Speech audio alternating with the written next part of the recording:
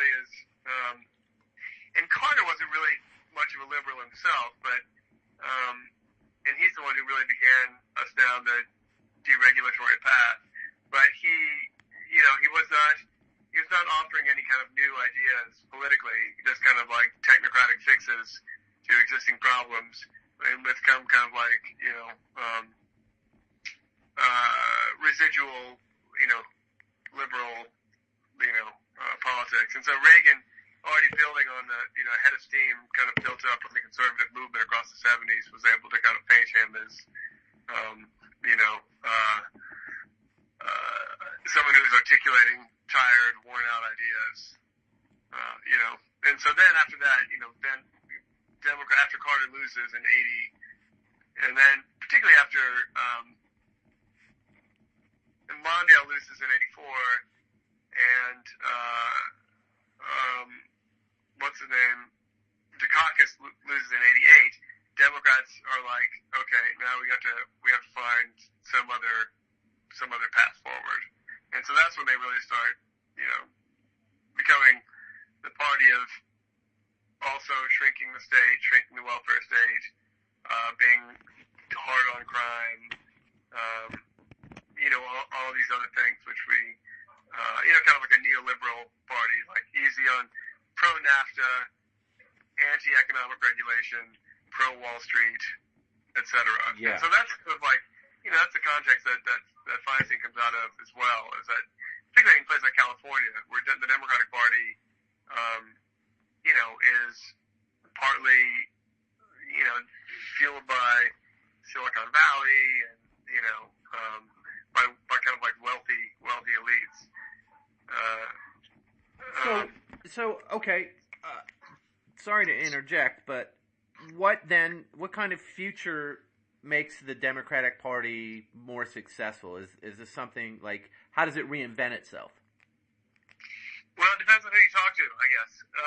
The Sanders camp obviously would say that, or the post-Sandersite, let's say the populist left, let's call it, would say that, we have to deal with this, yawning gap between the very rich and everyone else that's destroying American society. We've had decades of stagnant or declining wages. We've had, a crumbling public sector. We have very little money which goes into, our schools, our universities, our healthcare system, every other element of public provision, let's say.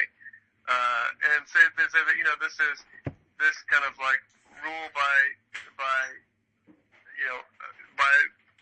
fewer and fewer people, and the stripping away of anything that we would, of public control of anything means that the only thing that Democrats can really do to win elections under these conditions is to really address head on those issues as Sanders did, and as the Occupy movement did. That you have to actually really, go after the central problem in American society, the thing that's most destroying it, which is the huge gap between the super rich and everyone else. That keeps getting bigger and bigger all the time. But the game is set that we've become, that in their terms, we've become unquestionably an oligarchy, and the only way forward is to address that head on and build a small d democratic popular resistance, and a party that's willing to fight back, and a party that's willing to take on economic stratification, environmental degradation, you could kind of just pick a play or a map out of what Trump has destroyed and say that was what you wanted. Well, it's not as simple as that, because I think I think a lot of mainstream Democrats, kind of fine, centrist Democrats position themselves as the resistance against Trump. Yeah. And that everything was as if everything was cool before Trump came along. But Trump only is symptomatic of decades of erosion of American institutions and the increasing control by corrupt elites. So in a way, it's like Trump is part of the problem, but Trump is also responding to this kind of sense of alienation by whole sectors of the American electorate. So that it would be, I think, like the Sandersite forces would say, and Sanders himself would say, like Trump himself was actually responding to some real felt needs, and that there are deeply entrenched problems that both parties are responsible for, that both parties have helped put in place, and they have fucked American society.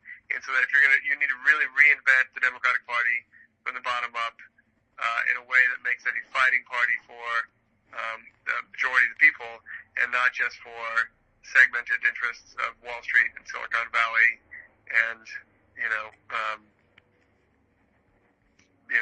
the millionaire and billionaire class. Okay, go ahead.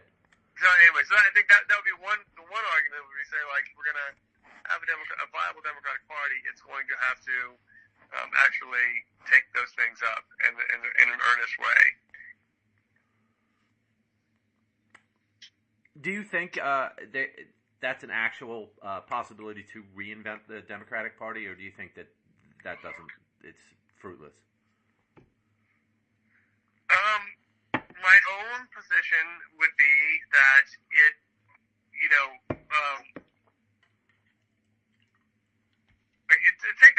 say there's three kind of positions on the moving from the center to the left, and one would be, the Democratic Party needs to just like run effective campaigns and compete against Trump and Trumpism and begin winning offices and to turn back to state legislatures that are all controlled by the right, and that we have to stay united between more kind of lefty elements of the party and more centrist elements of the party, and we didn't do that because people wouldn't come out and vote for Clinton, and that's why we're in this mess we have now. That's the centrist position. The Sanders position would be to say, we can reinvent the Democratic Party, we can take it over state by state, that's through state party organizations, or through whatever else, and reimagine the party under new terms. So kind of a left position, from a very left position would be to say, you can only do this stuff through social movements from the outside. It will be through the efforts of Black Lives Matter, from Occupy-like struggles, from militant labor struggles, etc., that you're going to be able to push the Democratic Party from the outside to do the things you need to do. Because inside the party, you're never going to get any traction. There's no way to. The game is already set. So you can only push from the outside.